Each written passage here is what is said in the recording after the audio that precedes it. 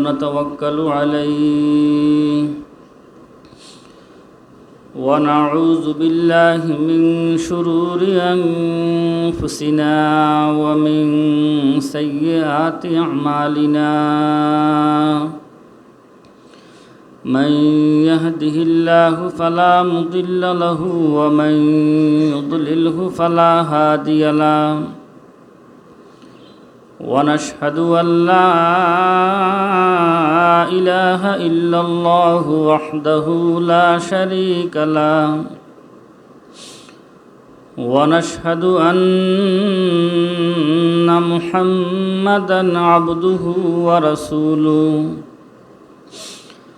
الذي أرسله الله تعالى إلى كافة للناس بالحق بشيرا ونذيرا وداعيا إلى الله بإذنه وسراجا منيرا أما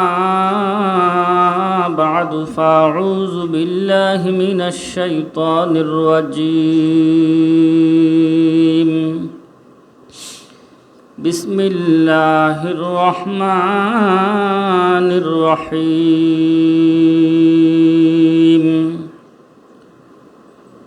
من عمل صالحا من ذكر أو أنثى وهو مؤمن فلنحيينه حياة طيبة وقال رسول الله صلى الله عليه وسلم اعمل للدنيا بقدر معيشتها واعمل للآخرة بقدر بقائها أو كما قال عليه الصلاة والسلام اللهم صل على محمد وعلى آل محمد كما صليت على إبراهيم وعلى آل إبراهيم إنك حميد مجيد اللهم بارك على محمد وعلى آل محمد كما باركت على إبراهيم وعلى آل إبراهيم إنك حميد مجيد اللهم صل على سيدنا محمد كلما ذكره الذاكرون وكلما غفل عن ذكره الغافلون اللهم صل على روح محمد في الأرواح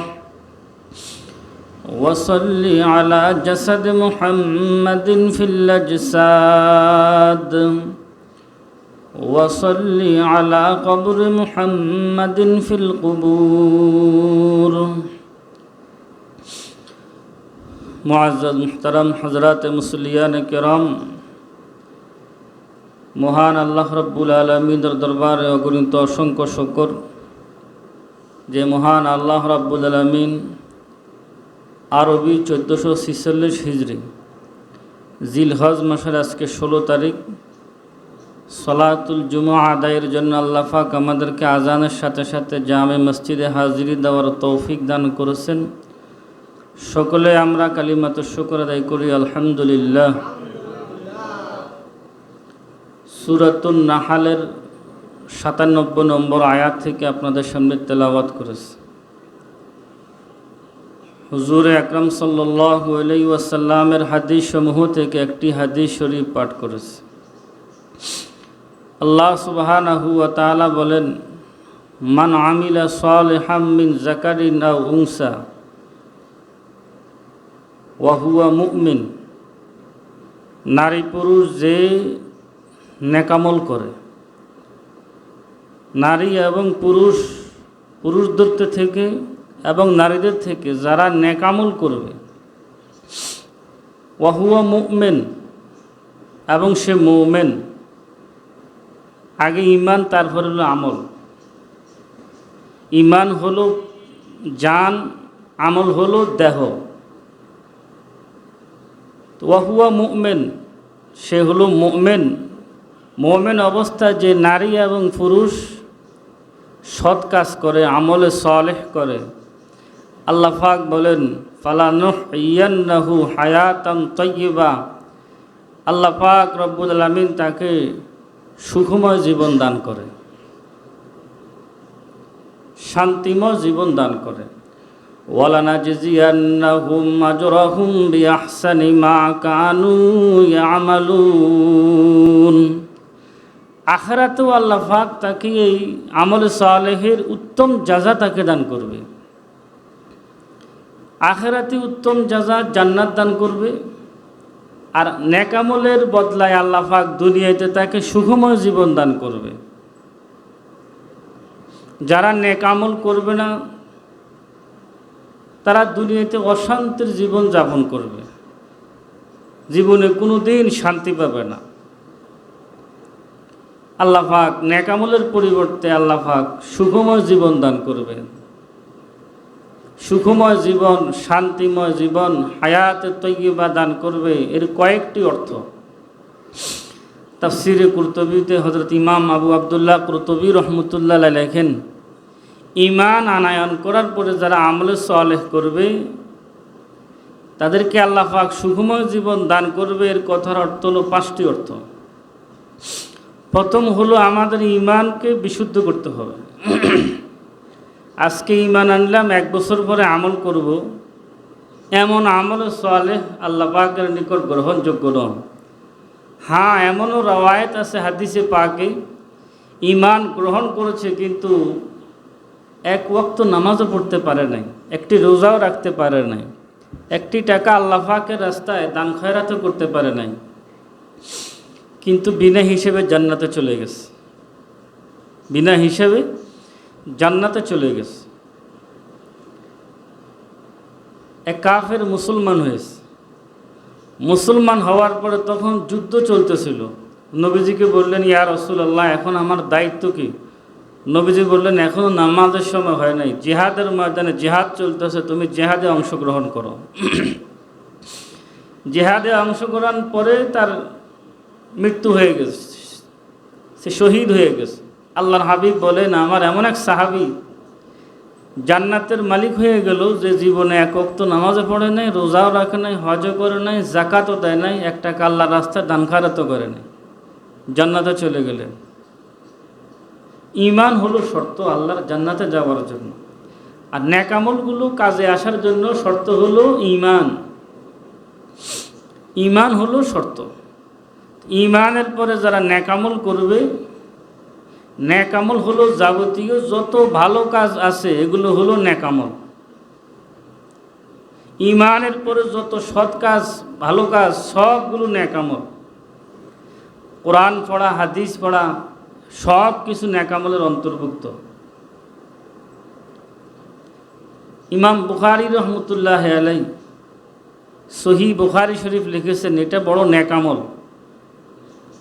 প্রত্যেকটি হাদিস লিখতে ওযু করেছেন, গোসল করেছেন, নফল নামাজ পড়েছেন, তারপরে হাদিস লিপিবদ্ধ করেছেন। এই সব কিছু নেক আমল।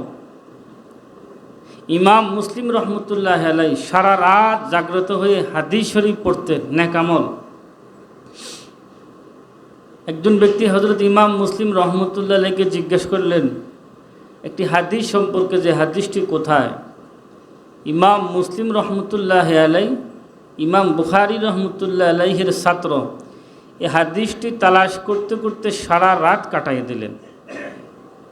সামনে খাজুরের টুকরি ছিল, খাজুর পাত্রের মধ্যে খাজুর ছিল, পড়ার এত নেশা ছিল, হাদিস অধ্যয়নের এত মনোযোগ ছিল, হাদিসের দিকে মনোযোগ ছিল, এখান দিয়ে খেজুর কম খাইতেছে না বেশি খাইতেছে খেয়াল নেই, একটু বেশি খানা হয়ে গেছে। তারিখের কিতাবে লেখে এই বদহজমের কারণে ইমাম মুসলিম রহমতুল্লাহের ইন্তেকাল হয়ে গেছে। সারা রাত জাগ্রত থেকে হাদিস অধ্যয়ন করছেন, এটাও নেকামল। আল্লাহ পাক তাদেরকে হায়াতে তৈয়বা দান করেছেন, অল্প হায়াতে অনেক লম্বা লম্বা কাজ করেছে। তো নেকামল করলে আল্লাহ পাক রব্বুল আলামিন বান্দাকে সুখময় জীবন দান করবেন। সুখময় জীবন, যে জীবনটা বান্দার সুখ শান্তি, সুখময় জীবন দান করবে। কথার এক অর্থ হলো নেকামলের পরিবর্তে আল্লাহ পাক বান্দাকে হালাল রিজিক দান করবে। হালাল রিজিক, রিজকান হালালান তাইয়্যিবা, আল্লাহ পাক রব্বুল আলামিন হালাল রিজিক দান করবে।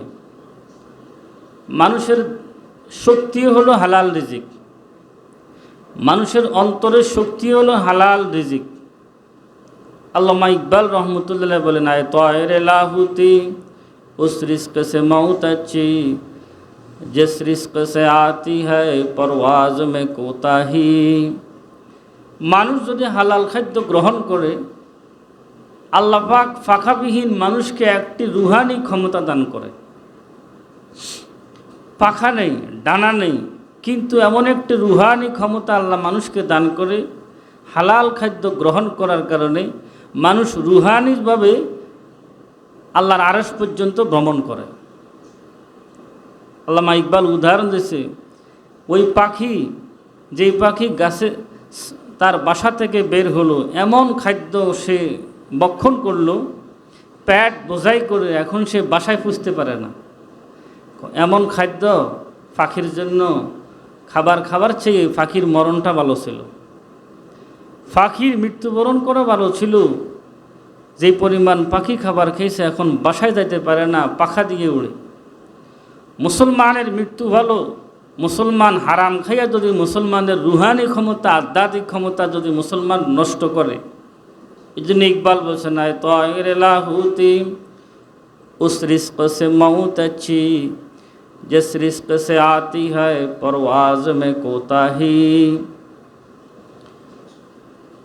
ওই রিজিক থেকে মানুষের মৃত্যু ভালো, যে রিজিকের কারণে মানুষের পাখা ভেঙে যায়, মানুষ আর উঠতে পারে না। নেক আমলের পরিবর্তে আল্লাহ পাক রব্বুল আলামিন বান্দাদেরকে হালাল রিজিক দান করে। 2 নম্বর সুখময় জীবন যেটা দান করবে, ওয়াল কানাআহ, অল্পতে তুষ্টি, অল্পতেই তুষ্টি হয়ে যাবে নেক আমলের পরিবর্তে। একজনে 5 লক্ষ টাকা বেতন পায়, তারপরেও তার শান্তি নেই, তারপরেও সংসারের অভাব দূর হয় না। আরেকজন ব্যক্তি 20,000 টাকা বেতন পায়, সুখময় জীবন, শান্তির জীবন, অশান্তি বলতে কিছুই নেই। আল্লাহ পাক শান্তির জীবন দান করলেন নেক আমলের পরিবর্তে। এটাকে বলা হয় কানাআ, অল্প কিছু ভক্ষণ করলেন, শান্তি। খাহি কে ছবি বমঞ্জল করব মৌকিম নো চিজ নফস সে ফরমা তালিম। আল্লাহকে যদি পাইতে চায়, আল্লাহ পাকের নৈকট্য যদি অর্জন করতে চায়, তাহলে মানুষকে অল্প তুষ্টি হইতে হয়। কানাআত, অল্প তুষ্টি। সবর শুকর কানাআত ইলম ইয়াকিন তাফবিজ তাওয়াক্কুল ওয়ারজা ও তাসলিম। এই 9টি কাজ করলে আল্লাহকে পাওয়া যায়। এক হলো সবর, সবর করা, ধৈর্য ধারণ করা। শুকর, আল্লাহ পাকের নেয়ামতের শুকর আদায় করা। কানাআত, অল্পতে তুষ্টি হয়ে যাওয়া। ইলম ইয়াকিন, ইলমি ইয়াকিন রাখা। ওয়ারজা ও তাসলিম, আল্লাহ পাকের সব কিছুকে মেনে নেওয়া, নিজের সব কিছুকে আল্লাহ পাকের নিকট সুপর্দ করা। এই কাজগুলো করলে বান্দা আল্লাহ পাকের নৈকট্য অর্জন করতে পারে। নেক আমল বন্দা যত সুন্দর নেকামল করবে, নেকামলের পরিবর্তে আল্লাহ পাক বন্দাকে আরেকটি নেয়ামত দান করবে, সেটা হলো সুখময় জীবনে কানাআত দান করবে। আজকে বাসায় 10 আইটেম পাক করতে পারে নাই, 1 আইটেম পাক হয়েছে, এটা দিয়ে সন্তুষ্ট, আলহামদুলিল্লাহ, এটা দিয়ে সন্তুষ্ট। হায়াতে তৈয়বা দান করার আরেকটা অর্থ হলো আল্লাহ পাক রব্বুল আলামিন তাকে ইবাদতের স্বাদ দান করবে, ইবাদতের মজা আল্লাহ পাক দান করবে। যার ঈমান যত মজবুত, যার ঈমান যত শক্ত, তার সিজদার মজাও তত বেশি, তার নামাজের স্বাদও তত বেশি, তার রোজার স্বাদও তত বেশি, তার কোরআনে কারীমের তেলাওয়াতের স্বাদও তত বেশি, যার ঈমান যত বেশি মজবুত হয়।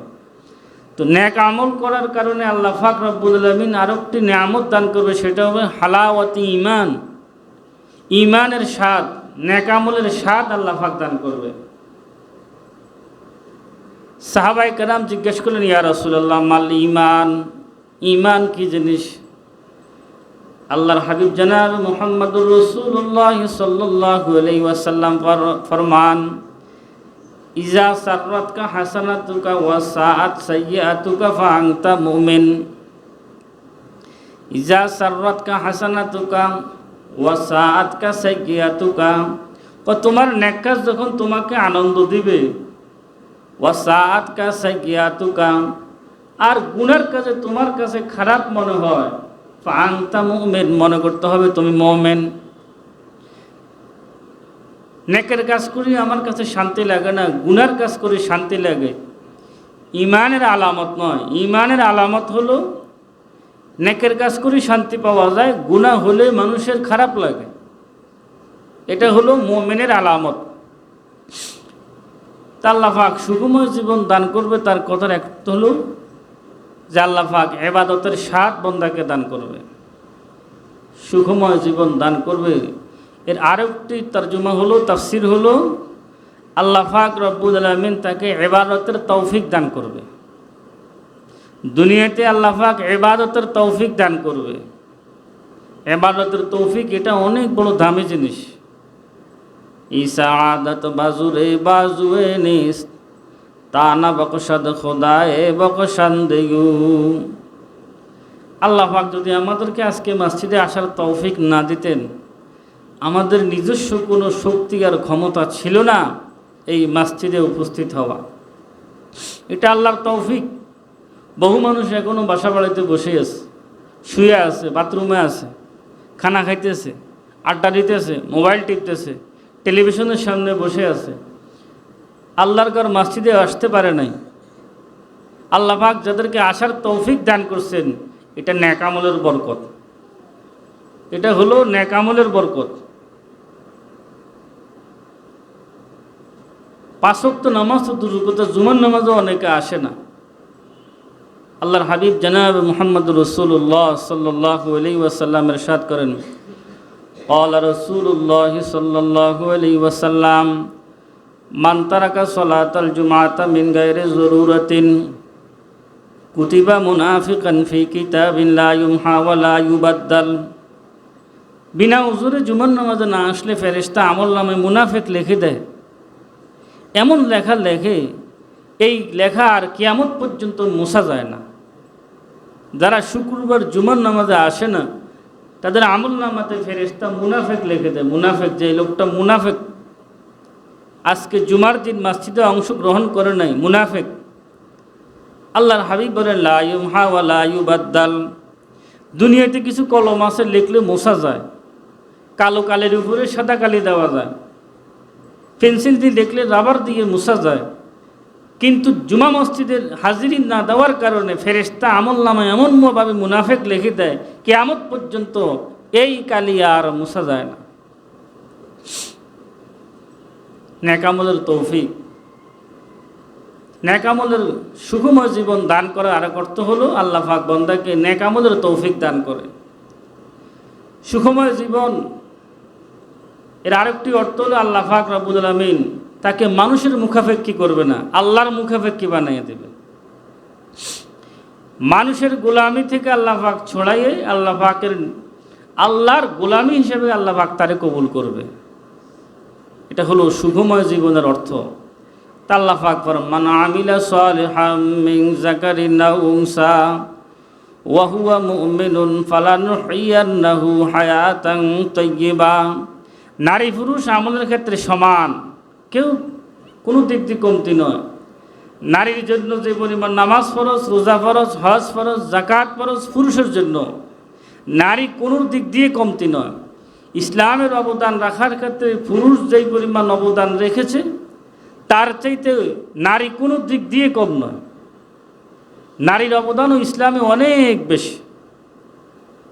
মুহাদ্দিসিনে কেরাম লেখেন, যখন জনাব মুহাম্মদুর রাসূলুল্লাহ সাল্লাল্লাহু আলাইহি ওয়াসাল্লামের উপরে যখন ওহী নাজিল হয়, নবীজি তো একবারে ভয়ভীত হয়ে গেছে। হযরত খাদিজা রাদিয়াল্লাহু তাআলা আনহাকে বললেন, খাদিজা ইন্নী খাশিতু আলা নাফসি। খাদিজা, আমার উপরে ওহী নাজিল হয়েছে কিন্তু আমার ভয় হইতেছে, জীবনের আশঙ্কা হইতেছে, জীবন থাকবে কি যাবে আমার আশঙ্কা হইতেছে। খাদিজা রাদিয়াল্লাহু তাআলা আনহা রাসূলকে সান্ত্বনা দিলেন, কাল্লা লা ইউখজিকা, আল্লাহ পাক আপনাকে অপদস্থ করবে না। আপনি মেহমানদারি করেন, মানুষের সাহায্য সহযোগিতা করেন, ইয়েতিমের সাহায্য করেন। এইভাবে হযরত খাদিজা রাদিয়াল্লাহু তাআলা আনহা জনাব মুহাম্মদুর রাসূলুল্লাহ সাল্লাল্লাহু আলাইহি ওয়াসাল্লামকে সান্ত্বনা দিলেন। হুজুর আকরাম সাল্লাল্লাহু আলাইহি ওয়াসাল্লাম যখন মক্কায়ে মুকাররমা ছেড়ে যখন মদিনায়ে মুনাওয়ারা যখন হিজরত করে চলে যাবেন, এই সময় হযরত আবু বকর সিদ্দিক রাদিয়াল্লাহু তাআলা আনহুর একজন মেয়ে ছিল, হযরত আসমা রাদিয়াল্লাহু তাআলা আনহা, নবীজির শালী, আম্মাজান আয়েশা রাদিয়াল্লাহু তাআলা আনহার বোন। এক টুকরা কাপড় ছিল, এক টুকরা কাপড় থেকে অর্ধেক করে অর্ধেক হুজুর সাল্লাল্লাহু আলাইহি সাল্লাম এবং হযরত আবু বকর সিদ্দিক রাদিয়াল্লাহু তাআলা কে দিয়ে দিলেন হিজরতের সময় কাজে লাগানোর জন্য ব্যাগ হিসেবে। আর এক খণ্ড কাপড় হযরত আসমা রাদিয়াল্লাহু তাআলা আনহা নিজের কাছে রেখে দিলেন। হিজরতের সময়ও নারীর কি পরিমাণ অবদান ছিল। হুজুর আকরাম সাল্লাল্লাহু আলাইহি সাল্লাম হযরত আবু বকর সিদ্দিক রাদিয়াল্লাহু তাআলা আনহুকে নিয়ে গারে সুরে অবস্থান করছে। শারে ইব্রাহিম সড়ক একটা রোড আছে, এটার নাম এখন ইব্রাহিম সড়ক। হযরত ইব্রাহিম আলাইহিস সালামের নাম শারে ইব্রাহিম। এই রোডে দিয়ে একটু সামনে গেলে একটি পাহাড় আছে, এই পাহাড়ের নাম হলো জাবালে সুর। এই জাবালে সুরের গর্তের ভিতরে হুজুর সাল্লাল্লাহু আলাইহি সাল্লাম 3 দিন পর্যন্ত অবস্থান করেছিলেন হযরত আবু বকর সিদ্দিক রাদিয়াল্লাহু তাআলা আনহুকে নিয়ে। কাফেররা তালাশ করতে যেতেন, পায়ের কদম দেখে দেখে কোথায় জাবালে সুরের কাছে গিয়ে তারা তালাশ করতেছে। হুজুর সাল্লাল্লাহু আলাইহি সাল্লাম এবং আবু বকর রাদিয়াল্লাহু তাআলা আনহু কাফেরদের পাও দেখতেছে, কিন্তু মগর কাফেররা দেখতেছে না। হযরত আবু বকর বলে, ইয়া রাসূলুল্লাহ, এই কাফেররা যদি তাদের 2টা কদমের কোনো একটা কদম পায়ের দিকে তাকায় তাহলে সর্বপ্রথম আমাদেরকে দেখে ফেলে। অবস্থা কি ভয়াবহ। নবীজি বলেন, ও আবু বকর, লা তাহজান ইন্নাল্লাহা মা'না, তুমি চিন্তা করো না, আমাদের আল্লাহ আমাদের সাথে আছে, আমাদের আল্লাহ আমাদের সাথে আছে। দেখে নাই এই 3 দিন পর্যন্ত হযরত আসমা রাদিয়াল্লাহু তাআলা আনহা খাবার পানি হুজুর আকরাম সাল্লাল্লাহু আলাইহি ওয়াসাল্লাম এবং আবু বকর রাদিয়াল্লাহু তাআলা আনহুর জন্য নিয়ে আসতেন। কত ভয়াবহ অবস্থা ছিলেন। একদিন আবু জাহালের সামনে পড়ে গেল। আবু জাহালকে জিজ্ঞেস করলেন যে মুহাম্মদ কোথায় বলতে হবে। আসমা রাদিয়াল্লাহু তাআলা আনহা সত্য কথা বললেন যে আবু জাহাল, আমি জানি মুহাম্মদ কোথায়, তবে তোমাকে বলবো না। সত্য কথা, সত্য কথা, নবীজি কোথায় আছে, হযরত আবু বকর রাদিয়াল্লাহু তাআলা আনহু কোথায় আছে আমি জানি, কিন্তু আমি বলবো না। কিতাবের মধ্যে লেখে আবু বকর হযরত আসমা রাদিয়াল্লাহু তাআলা আনহুর চুল ধরে এমনভাবে আঘাত করছে, জমিনের মধ্যে একবার ফেলে দিয়েছেন। জমিনে ফেলার পরে পাথরের সঙ্গে আঘাত হয়ে হযরত আসমা রাদিয়াল্লাহু তাআলা আনহা রক্তাক্ত হয়ে গেছে। আবার চুল ধরে হযরত আসমা রাদিয়াল্লাহু তাআলা আনহাকে সোজা করে দাঁড়ায় বললেন, দেখো তোমাকে মেরে ফেলবো, রসুল কোথায়, আবু বকর কোথায় বলো। হযরতে আসমা রাদিয়াল্লাহু তাআলা আনহা বলেন, আবু জাহাল, রসুল কোথায় জানি সত্য কথা, তবে তোমাকে এই মুহূর্তে জান দিতে রাজি আছি, তারপরেও সত্য কথা বলতে রাজি নয়। রসুল কোথায় আছে এই সন্ধান তোমাকে আমি দিতে পারবো না, আমার জানটা তোমাকে দিয়ে দিতে পারবো। হিজরতের সময়, হিজরতুন নবী সাল্লাল্লাহু আলাইহি ওয়াসাল্লাম, এই হিজরতের সময়ও মা বোনদের অনেক অবদান ছিল ইসলামের। নিজে এত রক্তাক্ত হলেন, তারপরও আবু জাহালকে হুজুর সাল্লাল্লাহু আলাইহি সাল্লাম কোথায় কোন গর্তে লুকায় আছে সেটা বলে না। নারীর অবদান ছিল। হযরত ওমর ফারুক রাদিয়াল্লাহু তাআলা আনহু একজন বিখ্যাত সাহাবী, 39 নম্বর সাহাবী। ইসলামের 40 নম্বর সাহাবী হলো হযরত ওমর ফারুক রাদিয়াল্লাহু তাআলা আনহু, আর 1 নম্বর সাহাবী হলো হযরতে আবু বকর সিদ্দিক রাদিয়াল্লাহু তাআলা আনহু। হযরত ওমর রাদিয়াল্লাহু তাআলা আনহু 40 নম্বরে ইসলাম ধর্ম গ্রহণ করে খোলাফাদের লিস্টে 2 নম্বরে চলে আসে। এক উম্মতের মহামানবের মধ্যে, উম্মতে মুহাম্মদিয়ার মধ্যে 2 নম্বরের কাতারে চলে আসছে হযরত ওমর ফারুক রাদিয়াল্লাহু তাআলা আনহু, কিন্তু ইসলাম ধর্ম গ্রহণ করছে 40তম। ওমরও একসময় কাফের ছিল, আবু জাহাল কাফের ছিল। হুজুর আকরাম সাল্লাল্লাহু আলাইহি সাল্লাম দোয়া করছেন, আল্লাহ 2 জনের একজনকে আপনি ইসলামের জন্য কবুল করেন। আয় আল্লাহ, আপনি 2 জনের একজনকে ইসলামের জন্য কবুল করুন। আল্লাহ পাক ওমরকে কবুল করছে। ওমরের মেজাজ এত কঠিন ছিল, এত গরম ছিল। ওমরে ফারুক রাদিয়াল্লাহু তাআলা আনহু একদিন তরবারে নিয়ে বাইরেছে, মুহাম্মদ সাল্লাল্লাহু আলাইহি সাল্লামের মাথা আলাদা করে ফেলবে, নবীজির মাথা স্বীকার করবে। খলিফা ওমর রওনা দিস। রাস্তায় একজন সাহাবীর দেখা। সাহাবী তো দেখতে পেলেন যে ওমর আজকে তো ওমরের যে রাগ, মুহাম্মদকে তো স্বীকার করবে, যে কোনো কিছুর বিনিময় হোক ওমরকে ফিরাইতে হবে।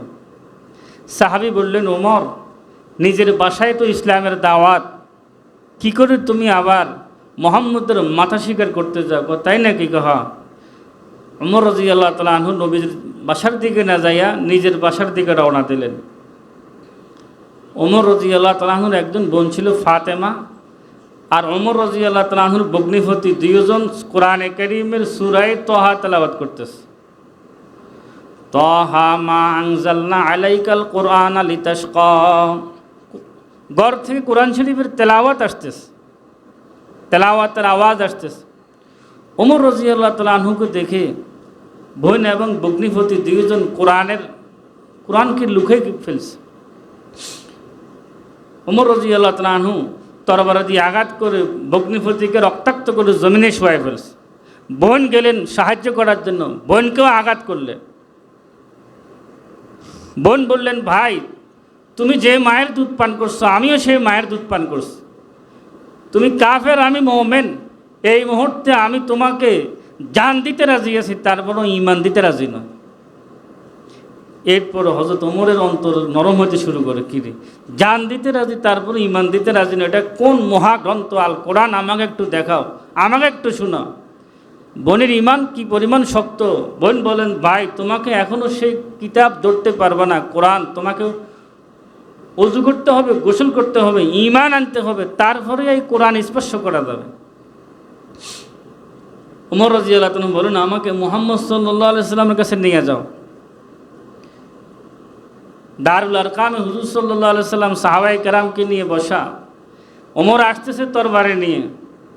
হযরত হামজা রাদিয়াল্লাহু তাআলা বলেন, যদি ন্যাক উদ্দেশ্যে আসে তো ভালো, না আসলে আমার এই তরবারি ওমরকে শায়েস্তা করবে। ওমর রাদিয়াল্লাহু তাআলা আনহু আয়েশা জনাব মুহাম্মদুর রাসূলুল্লাহ সাল্লাল্লাহু আলাইহি ওয়াসাল্লামকে বলে, হুজুর আমি আপনার মাথা নিতে আসছিলাম, এখন আমি মাথা দিতে এসেছি। মাথা আপনার নেওয়ার জন্য আসছিলাম, কিন্তু এখন আমি আমার নিজের মাথা দিতে এসেছি। ওমরে ফারুক রাদিয়াল্লাহু তাআলা আনহু ইসলাম ধর্ম গ্রহণ করার পিছনে সেখানেও একজন নারীর অবদান ছিল, সেটা ছিল হজরত ওমরে ফারুক রাদিয়াল্লাহু তাআলা আনহুর বোন হজরত ফাতেমা রাদিয়াল্লাহু তাআলা আনহা। এই জন্য ইসলামের প্রত্যেকটা কাজে নারীর অবদান ছিল। কোরআনে কারীমের লেখার ক্ষেত্রেও নারীর অবদান ছিল, হাদিস বয়ান করার ক্ষেত্রেও নারীর অবদান ছিল। এই জন্য আল্লাহ পাক কোরআনে কারীমে ফরমান, মান আমিলা সালিহাম মিন যাকারিন আও উনসা ওয়া হুয়া মুমিন ফালানুহইয়ান্নাহু হায়াতান তাইয়্যিবা। দুনিয়াতে যত আল্লাহর ওলিরা হয়েছেন, যত ওলি দুনিয়াতে হলেন, প্রত্যেক আল্লাহর ওলি হওয়ার পিছনে নারীর অবদান আছে, নারীর অবদান আছে। মঈনুদ্দিন চিশতি রহমতুল্লাহ আলাইহি এত বড় একজন বিখ্যাত আল্লাহ পাকের ওলি, সেখানেও তার মায়ের অবদান। মঈনুদ্দিন চিশতি রহমতুল্লাহ আলাইহি আল্লাহর ওলি হওয়ার পিছনে তিনি ইরান থেকে আসার পরে ভারতবর্ষে 90,000 কাফের একসাথে মুসলমান হয়ে গেছে। খাজা ওসমান হারুনির দরবার থেকে আসার পরে ভারতবর্ষ যখন আসছেন, তারিখে দাওয়াত ও আজিমত কিতাবে লেখা 90,000 কাফের একসাথে খাজা ওসমান হারুনি মঈনুদ্দিন চিশতি রহমতুল্লাহের চেহারা দেখে মুসলমান হয়ে গেছে। অনেক আনন্দ খুশি। বাসায় গিয়া মাকে বলেন, মা আজকে বড় সুসংবাদ, আমাকে দেখে 90,000 কাফের মুসলমান হয়ে গেছে। মা বলে, বাবা এটা তোমার কারামতি নয়, এটা আমার কারামতি। মা কি হলো? বাবা তুমি যখন দুনিয়াতে এসেছিলে 2 বছর পর্যন্ত কখনো তোমাকে আমি বিনা ওযুতে দুধ পান করাইনি, এবং কখনো তোমাকে আমি বাম দিক থেকে দুধ পান করা নাই। সর্বপ্রথম আগে ডান দুধটা পান করাতাম এবং অজুর সাথে তোমাকে দুধ পান করাতাম। এই ফয়েজ বরকতে আল্লাহ পাক 90,000 কাফের তোমার হাতে ইসলাম ধর্ম গ্রহণ করছে, এটা আমার কারামত। এইভাবে আল্লাহ পাকের ওলি যারা হইলেন, হযরত ইমাম গাজ্জালী রহমতুল্লাহর জীবনীতেও লেখা তার মায়ের অবদান, মায়ের অবদান ছিল। এই জন্য একজন স্বামী আল্লাহ ওয়ালা হওয়ার পিছনে মহিলার অবদান, সন্তান নেককার হওয়ার পিছনে মাদের অবদান। এই জন্য মুহতারাম হাজরিন, মা বোনদেরকে ভালো করতে হবে, মা বোনদেরকে ভালো করতে হবে, মা বোনদের নেকামল ভালো হতে হবে। যেই বাসার মা বোনরা ভালো, সেই বাসার পুরুষরাও ভালো থাকে, সন্তানরাও ভালো থাকে। আল্লাহ আমাদের সবাইকে আমল করার তৌফিক দান করেন। ওয়া আখিরু দাওয়ানা আলহামদুলিল্লাহি রাব্বিল আলামিন।